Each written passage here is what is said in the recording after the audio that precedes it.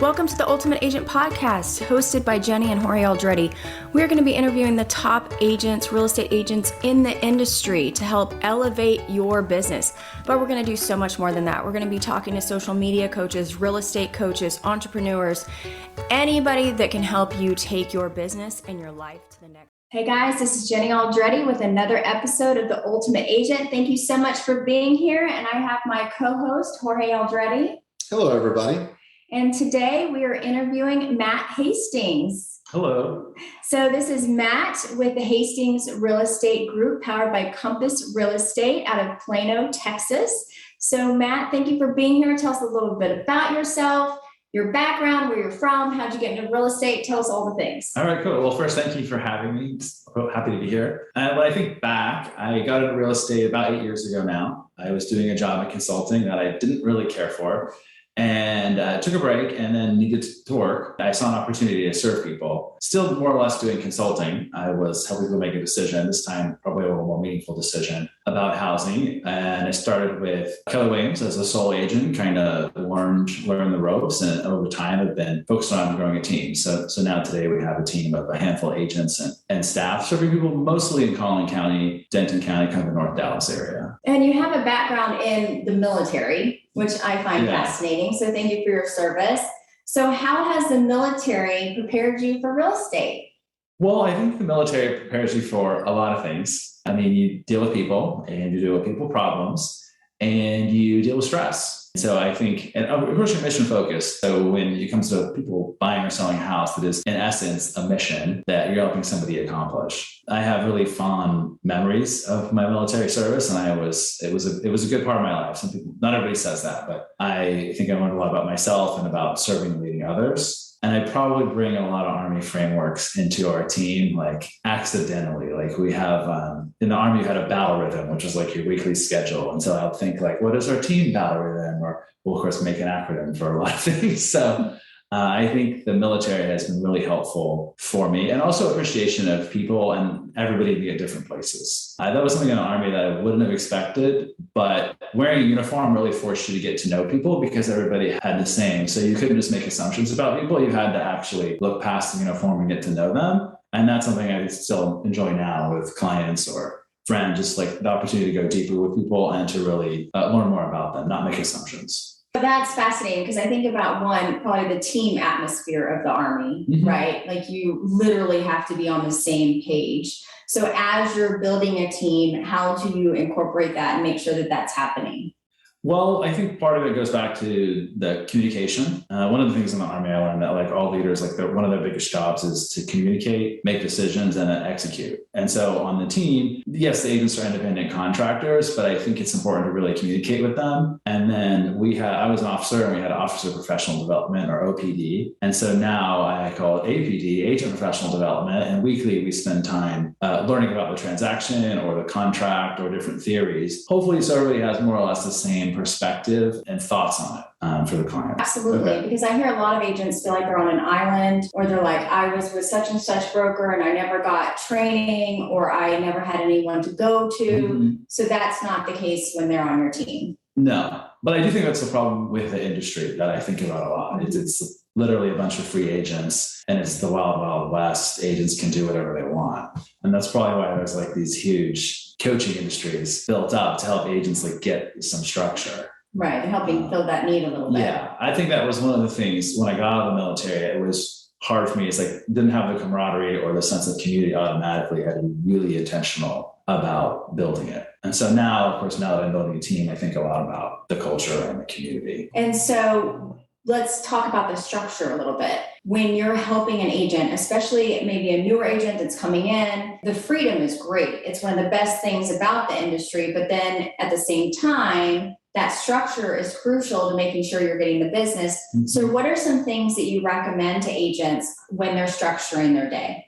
Well, I think a lot about morning routine, like how do you start your day kind of helps how you finish it. Of course, I've learned a lot recently that like how you end your day helps the morning routine go a lot better. I think as an agent, it's tempting because you're like pulled in a lot of directions, but knowing what works for you and then really going in on that. If your thing is online leads, spending a large percent of your time doing online leads. There's a place maybe for like going to all the broker opens or for going to all the builder events, but I think it's easy to get sucked up in going to all of those, forgetting that networking with agents is a small fraction of your business, not all of it. Like you need to be talking to clients. So I'd say having some structure in the morning, I think would be my big piece of advice for a new agent, particularly around calling your clients.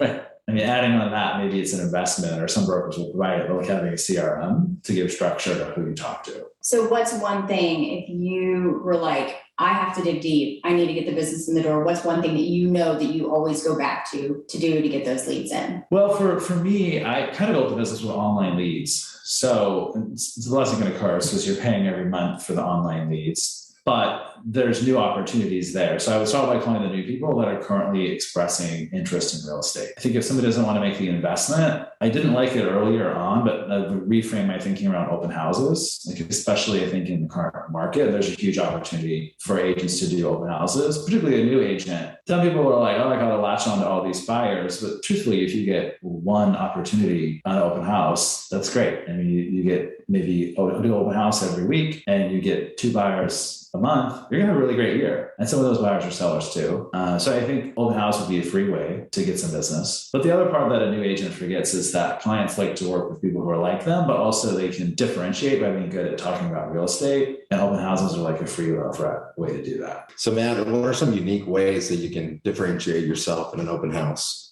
So honestly, I haven't invested a lot of open houses. It's been like a retooling we've done recently. But I think for a new agent, one way they could really differentiate themselves is have something of value to offer, like maybe have a market report or even a quick CMA that they printed out, just to demonstrate some expertise around the neighborhood. If they have like a buyer guide or folders they bring with them that they could share, or if they partner with a lender, maybe they have some tips on getting a pre-approval so that they can have a takeaway, one, that they can give to a prospective buyer, but also coming with some knowledge about the neighborhood and the marketplace so that they're just not like talking conceptually, but saying, oh yeah, well, if you really like this neighborhood but not this house, so-and-so on 123 Main Street is about to sell, or that list home is coming soon. That could be a good option for you. And then, and knowing like when people say, well, this house feels expensive or something, having a rationale around pricing. I really want to see agents more broadly, not just my team, but more broadly, like think of themselves as advisors for customers. And kind of invest themselves into knowledge, what's around them. Right. Of that open house that they're doing. Yeah, I mean, I think that's how they provide value. Like people pay a lot of money for good lawyers and for good CPAs. People don't want to spend money on it, then they go to like QuickBooks or they go to like online tax preparer, but that's not good for the agent not be giving the value because ultimately they'll kind of be chased out of business is my fear or thought. That's actually genius, just being able to say, oh, well, this is too expensive or this is that. Yeah. This house coming on. Mm-hmm. Something that simple can be like, yeah, just like 30 minutes before, like knowing what's going on in the neighborhood. Right. And you could also say, hey, there's another open house. Like a flyer a person can print out would be, what are the other open houses in the neighborhood? I mean, especially if they're on a team or the brokerage just have a lot of open house that weekend, they can even just do that. Of course, there's tons of scripting. Like people can go to Tom Ferry on YouTube and watch like all the scripting there. I mean, there's just a lot of dialogue, but the dialogue is really just about confidence. And I think that investing themselves in that house as well to understand what the house has in upgrades, because some people go to open houses and they don't even know anything about the house, right, other than they just kind of skim through it when they walk in and that's it. Yeah, and they're just a door opener. So then they have to rely on their charisma for the client. But if they can provide some knowledge, then they can have medium charisma. The medium knowledge would be a big winner. Absolutely. Yeah, that's true. So they can see themselves as the expert as well. Mm-hmm. So let's talk a little bit more about those online leads. What specifically are you investing in and how has that worked out for you? Yeah, so I really, in many ways, built my business starting with Zillow. And I know for like some agents, they think of Zillow as like a dirty 4-letter word. But I found it to be very beneficial to get in front of like buyers who are ready to transact. And so I was able, when I went on my own, to start getting opportunities. Because I don't have a big network in Dallas. And so I got in front of clients. And some of those clients even referred me people before they bought. So I was able to start building a database and a pipeline. And the beautiful thing about the online leads is you keep getting more every month. As long as you kept paying the credit card for the leads, they kept coming in, but the return was there. So I mean, I think That's where a lot of agents go wrong, is they don't think about it as a business. And so they just spend money and they don't know why they're spending it or if it's working out. And right away, I realized that Zillow was a positive return on investment. And so it just kept going for a while. We're still doing Zillow. It's probably about a third of our business still, people coming in. But we've got more strategic about the zip codes and type of clients we're looking for from Zillow. And then on there, we added Google pay-per-click, which we're using a service called Welopa for that. So they're doing like a lot of the, I don't want to say nerdy stuff around figuring out the keywords and all that. And then we just end up getting a lead. And then like just being out there, we're getting online leads from other sources too. That's amazing. So that's actually a really great idea. So if someone's moving in, they're new to the area, they don't have a big sphere, then maybe Zillow is a great place to start. But it is an investment. If they don't have maybe the startup capital, they're going to have to figure out a way to invest in that, see it as a business investment. Exactly. To get it going. And I would say a person who is already in the industry and is accustomed to working with maybe past clients and referrals, they will not like the Zillow opportunities because it requires a lot more structure. And I always call it like stickiness. Like some clients are just really sticky to you. So choice of words, attached to you a lot easier. And then versus the Zillow leads don't know you yet. You have to do a lot of work with building rapport and showing you value. And then they may really love you and you can have like a major referral partner who it's great, but other clients, you have to do a little more work. So I think an agent who's not accustomed to that has to shift their mindset to be willing to do the online leads. So that's actually a really good point. It's a perfect stranger in a sense. Yeah. You are working harder to build that relationship. Mm-hmm. So then let's shift a little bit because a big part of your initiative this year, which I think is amazing for your team, is YouTube, which is another way that you're building up these online leads and helping support your team. So tell me the difference between how you feel like YouTube is helping you versus Zillow with those relationships. Yeah, so YouTube helps the client get to know us before they talk to us. First notice the benefit of YouTube was I could send clients who I'd met online to YouTube. So it was like a credibility marketing piece in essence. They get to know you first, but now we've started having people reach out to us from YouTube, which I think is like the perfect opportunity because they've already opted in. They don't ask, can you help us? They say, you can help. And they're not necessarily talking to a ton of agents or interviewing agents. They just like your style. They believe in what you can do. And now we're off to the races. And so I like YouTube for that, but it all just helps build a brand overall. And I think one of the things I've reflected on lately is preparing to do the videos has made me think about the market or real estate concepts, such that I have to learn how to explain them in the video. And then when a client is talking about it, I actually have more time with them, but I have a greater depth of knowledge because I already did the work for the video. And plus, when I tell somebody in person, we have to bid a lot for this house, they already heard me say it in the video too. They're like, some houses you have to bid a lot of money. So it's not like a one-time thing where they're like, this guy's just trying to get my sale. They know my thinking around multiple offers, for example. There's already market knowledge behind it, like actual stats. Exactly. And they may have seen a video like how to win multiple offers or competing in a seller's market or stuff like that. Or I can refer them to that like before we talk about the offer, how to get your offer accepted, where it's me and a team member talking about the things we might ask you to do to go big and win an offer. So they can more or less be primed for that conversation about, okay, we're going to have to spend a lot of money to get this beautiful house. I love the idea that not only are you pulling in people from YouTube, they're coming to you, but then clients that you already have, you're referring them to your YouTube for either a conversation that you're priming them for, or maybe a conversation that you would be having multiple times. So instead of having that conversation multiple times, you're like, here's a resource, here's this, here's that. Just coaching them. Yeah, it's genius. Yeah, there's one video that's been a huge success for us.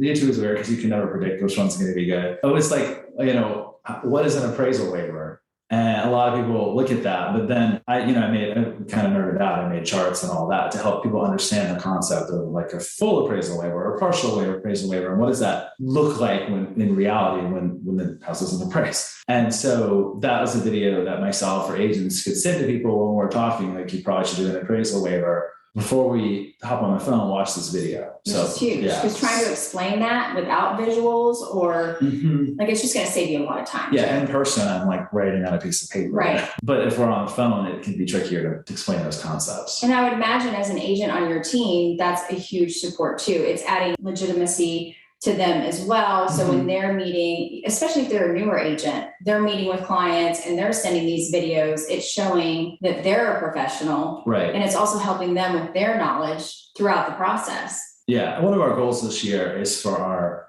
we have a couple of YouTube channels, but for our main channel is to have it where it's less than 50% me on camera. So getting the agents to be blended in as part of like the overall team brand. So it truly is a team brand. It's not Matt. That's what we're really working towards. And then Matt's group. It is truly the Haistings Real Estate Group, which is probably purposely why you left your first name off. Yes. Yeah. That's definitely part of it. Yeah. To have more of a team approach altogether and build a brand that's team centric. That's not totally relying on me as the face of the team. So where can people find your YouTube channel? What is it called? So Hastings Real Estate Group, and my last name is Haistings. So I have that extra I in there. YouTube is added handle, so you can go at HastingsRE to find us there as well. Amazing. Matt, having a team and being a leader, what is the best advice that you're giving your agents, to become their very best in the industry, as it is a very tough industry to be in? Well, I think one of it is mindset, like really working on the agent's mindset and having a growth mindset.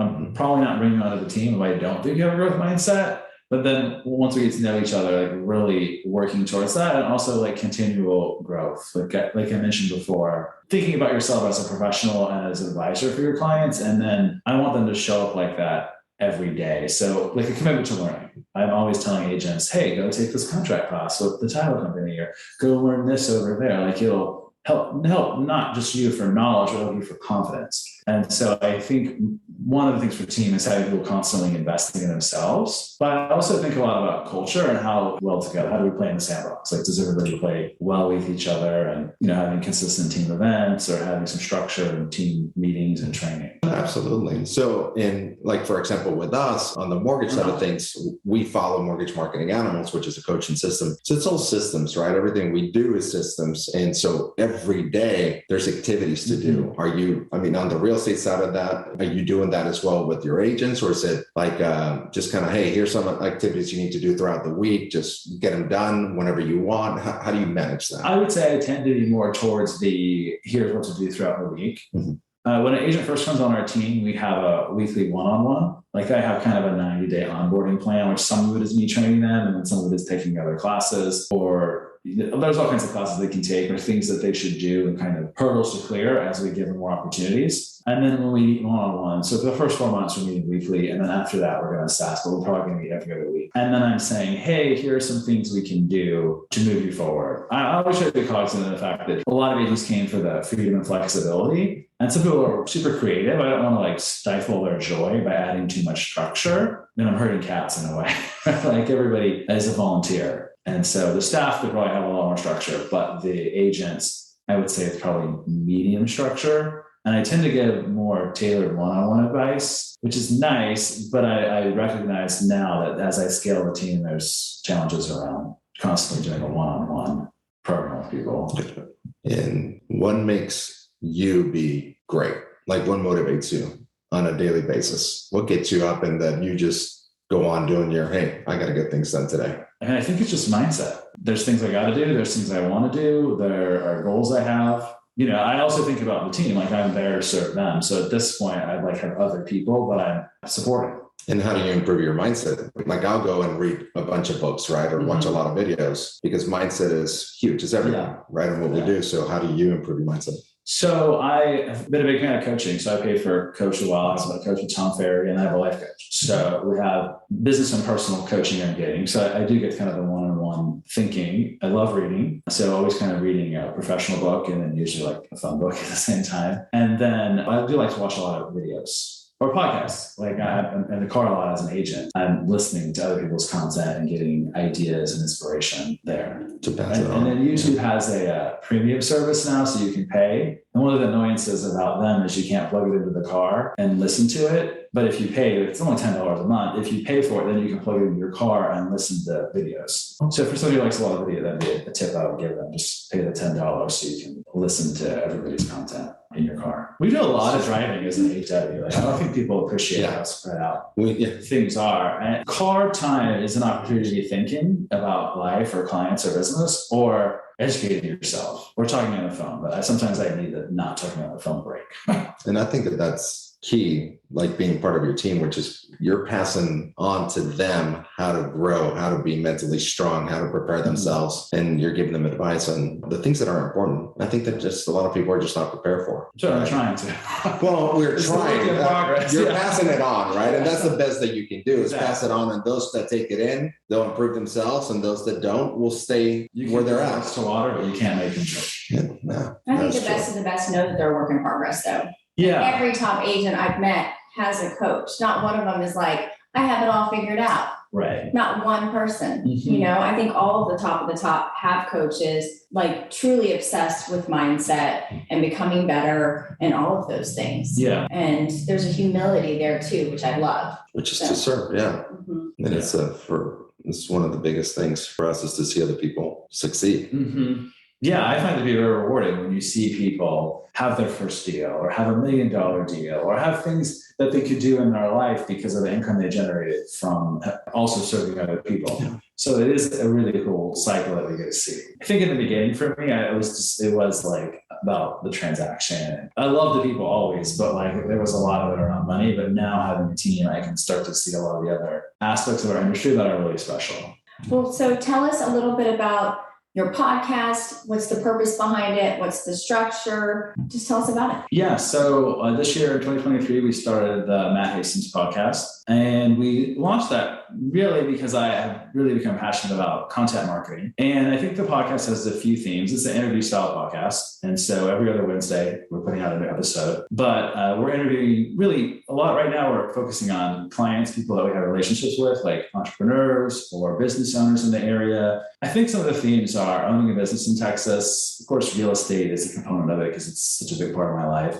And then moving to Texas, I think, is maybe the third theme. And so one of the cool things about the podcast that really inspired us to do it is not everybody is ready to listen to me for 45 minutes or even me and my guest for 45 minutes, but there are often many conversations inside of it that we can chop out and publish as a separate video that would serve people. And I've really noticed too, I had never really gotten into the shorts or reels on Instagram, but the podcast provides a lot of like just quick sound bites that can be shared on there. Yeah, absolutely. And so that's been cool. So there's like, hey, they can be enticed with the short form content and then maybe watch like a 5 to 7 minute video. And then if they're inspired, they can watch the full thing. And the person who has watched all that and actually wants to transact in real estate or invest or whatever the case may be, they're ready to reach out. I love that you're repurposing your content. You're being smart with your time. You're making one piece of content and now it's used in multiple ways. And then the fact that you are reaching clients, but you're not just doing that, you're reaching out to the community and you're establishing those relationships within the community. From interviewing small business owners, what relationships have developed and grown from that? Well, I think right now the podcast is still in its infancy, and I know that I committed to doing it for a year. So we'll do 26 episodes and we'll reassess. But I think the thing that's come from it initially is a deeper relationship with people and a more appreciation for what they do. And so that's probably the near-term thing. I would suspect what I'm hoping for is more branding in the local community for myself and for the team. But I know that each episode is stacking on the other, and so we'll get better and better with the content. I think it's massive because if I'm joining a team and I'm in a community, and then now that name and that brand is being recognized as someone who is giving back to the community and truly helping small business owners promote their business, which is what every small business owner needs and wants, that's massive, right? Yeah. So I think that's amazing. We have great communities. I really want to showcase that for people. I want to be an advocate for living in North Texas. I think there's a lot of people thinking about moving here who are like a little nervous or they've heard stories that are not true. And so I'm hoping people that maybe get exposed to the podcast or other content can hear real people tell the story of what they're doing and find, hey, we're very close, actually. We're very similar in our thinking and what we want out of life. I love that. And so the Matt Hastings podcast, right? And it can be found on Spotify or... Yeah, Spotify, Apple, of course, YouTube, or wherever you get your podcasts. And we syndicate to a lot of other options too. So Matt, you started being a realtor, then becoming a leader. Then, you hired a full-time videographer. You're doing YouTube, podcast. What is Matt Hastings going to be doing a year from now, 5 years from now, 10 years from now? What is it that you think about? Well, I like real estate, but I definitely don't know that I'll be a real estate agent when I'm 70. That's for sure. I see some of that. It's maybe not my vision. I definitely want to create a team that has a really well-established brand in the area that, customers trust and want to work with and provides an awesome service for people. So I really think a lot about scaling that. And then I hope that the cash flow from that will maybe allow me to get into other avenues, probably still in the real estate space, like development. One of the goals I have for the next few years is to start doing syndicates, where I give people the option to pull their money together and we all invest in maybe multifamily or a portfolio of homes. I think that's pretty interesting. And I think that's maybe where the future is headed. I like serving clients, but there's a limited amount of time for me personally. So I think as the brand grows, I'll still work with clients that are a lot of fun, but I want to be able to refer people to anybody in my team and then know they're getting the same experience they would have got with me, maybe even better, hopefully better, with one of the agents on the team. And so it becomes a win-win for everybody. So that's kind of, I think, what I'm working towards in the future is easing out of production a little bit and then having some other opportunities that are maybe more traditional real estate investing. That's what we love to do on the side. That's our second full-time job. Oh, really? Mm-hmm. Second full-time job. Second full-time. Yeah. So we do mortgages and investing. It's really cool. That is. Yeah. Well, I see this a lot with people that are pulling their money together to buy rental properties. Mm-hmm. Some of it's haphazard, and we're in a great market, so it works out. But I know there's a lot of people that have a lot of cash right now, and real estate is a good investment. It's cool to me because we're seeing the stock market fluctuate around like crazy, and your crypto, those things can go to zero. Real estate's probably never going to go to zero because if you burn your property down, there's still value in the land, and certain locations are just great locations. So I think there are plenty of people out there that have $25,000, $50,000, $100,000, but have no time and want to be in real estate. And maybe they don't want to just put it in a fund, which is, again, like a proxy on the stock market, but something that's a little closer to home and with people they trust to help manage it and get them the right investment. So that's a goal I have for the future. I love it. That's the other goal we have as well. Yeah. To do multifamily. Multifamily, which I think is probably more overwhelming for a lot of people. I feel like it seems like a more overwhelming prospect as an It's a lot investor. of money too. So most people can't get there, but people may have enough money to pull together with 10 other people, where then they could get into a modest or medium-sized multifamily and then start to grow their wealth, do more syndicates, or take their money and run if they're happy with their initial return. Well, awesome. Well, Matt, if anyone wants to get in touch with you, whether it's a client or a realtor wanting to discuss just picking your brain or joining your team, what is the best way to do that? Yeah.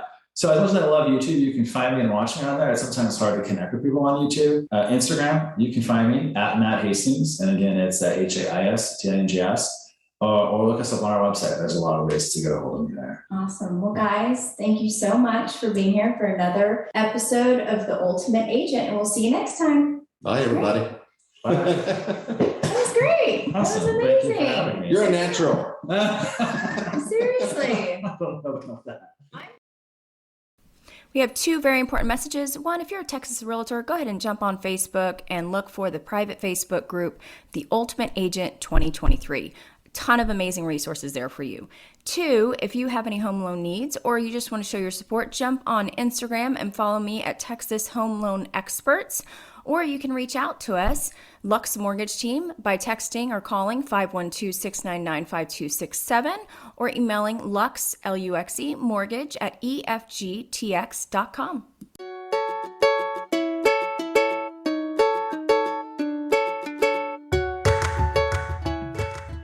Thank you for listening to the Ultimate Agent Podcast. Your next step as a Texas agent is to join us on Facebook and search The Ultimate Agent 2023.